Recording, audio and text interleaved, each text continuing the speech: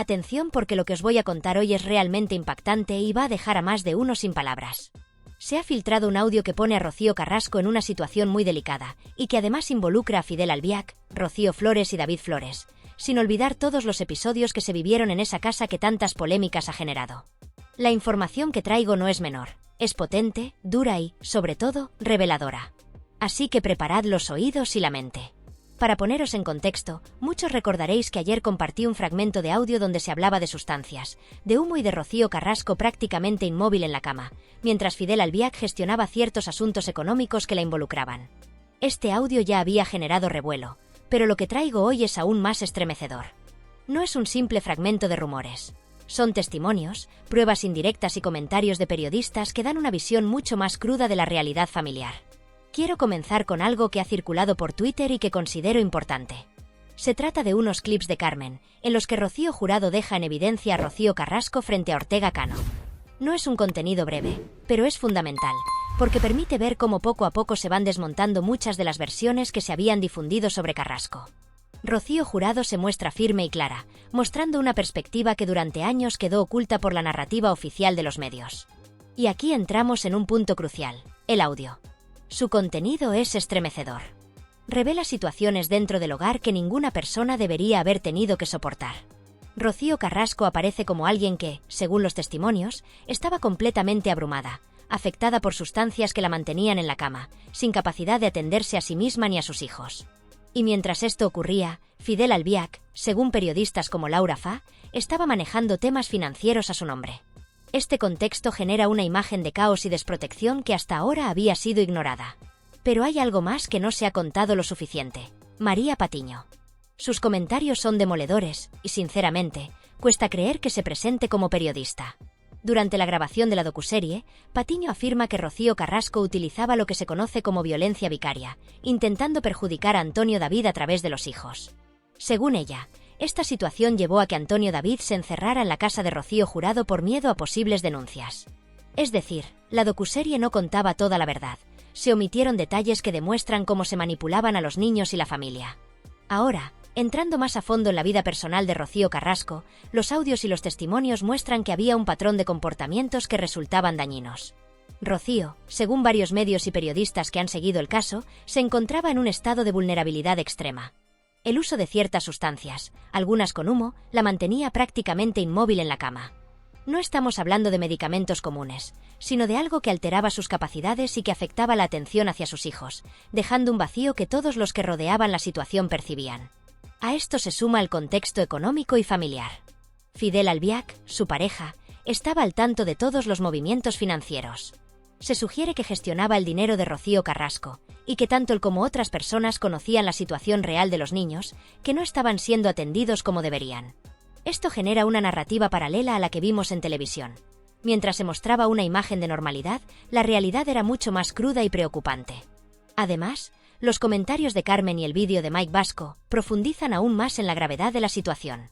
Mike añade información adicional al audio, subrayando la falta de ética de quienes, trabajando en programas como Sálvame, se veían obligados a posicionarse a favor de Rocío Carrasco sin poder mostrar la verdad que conocían. Esto demuestra que, más allá de la polémica mediática, existían presiones y condicionamientos para que la versión pública coincidiera con una narrativa determinada, incluso si no era fiel a los hechos reales. Otro aspecto relevante es la dinámica familiar y cómo todo esto afectó a los hijos. Rocío Carrasco, después de la separación que no se había hecho pública, inició un conflicto con los niños que derivó en un profundo resentimiento. Antonio David, según los testimonios, tuvo que encerrarse en la casa de Rocío Jurado para protegerse y proteger a sus hijos. Este escenario demuestra que no se trataba solo de diferencias de pareja, sino de un entramado mucho más complejo de conflictos familiares, emocionales y legales. En medio de todo esto, Rocío Jurado aparece como una figura que intentaba poner orden y proteger a sus hijos y nietos. Sus declaraciones, recogidas en los clips, muestran una claridad brutal. Ella sabía que se estaban produciendo injusticias y que su hija estaba actuando de una manera que podía hacer mucho daño. Es una perspectiva que se había perdido en el ruido mediático y que hoy podemos volver a analizar con atención. Finalmente, el conjunto de pruebas, audios y testimonios revela un panorama sorprendentemente distinto al que se había presentado en los medios. No es un relato sencillo de víctima y culpable. Es un entramado complejo de decisiones, errores, manipulaciones y consecuencias que afectaron a toda la familia. Este material nos obliga a replantear muchas de las versiones que hasta ahora hemos dado por ciertas. En definitiva, lo que emerge de todo esto es un relato lleno de matices, donde se mezclan dolor, manipulación, incomprensión y decisiones difíciles. Nos confronta con una familia rota, con hijos atrapados en medio de conflictos adultos, con acciones controvertidas y con testimonios que contradicen la narrativa oficial. Analizarlo con calma nos permite comprender la profundidad de esta historia, más allá del sensacionalismo y los titulares. ¿Os habíais dado cuenta de cómo Kiko Hernández admitía que la información que compartía no le había llegado directamente de Antonio David? Incluso Laura Fa lo confirmaba, no había sido él quien se la proporcionó. Y mientras tanto, Carlota Corredera, como presentadora, parecía ajena a todo, aunque todos los audios dejan claro que estaba presente en varias conversaciones. Si escucháis el fragmento que subí ayer, podéis comprobarlo vosotros mismos. Lo más increíble de todo esto ocurre justo después de que echasen a Antonio David Flores de Sálvame. La actitud de algunos colaboradores roza lo impresentable. Kiko Hernández, en el programa del 23 de marzo de 2021, un día después del despido, fue sorprendentemente sincero. Dijo que había recibido la misma información que Laura Fa, pero de otra fuente distinta a Antonio David. Y mientras tanto, Carlota Corredera parecía no saber nada, aunque todos recordamos que era ella quien llevaba el programa, quien dirigía la conversación y quien había dado cobertura a esa información previamente. Es difícil encontrar palabras que definan tanta hipocresía. Rafa Mora, sentado frente a ellos, dejó claro su desconcierto ante tanta manipulación. Mientras Hernández y Fa relataban la situación de la casa de Rocío Carrasco, con humo y sustancias no recetadas, Rafa mostraba incredulidad. Según sus relatos, la casa estaba prácticamente sin asistencia, porque ya no confiaban en el personal doméstico tras denuncias de maltrato de Rocío Carrasco por parte de Fidel Albiac.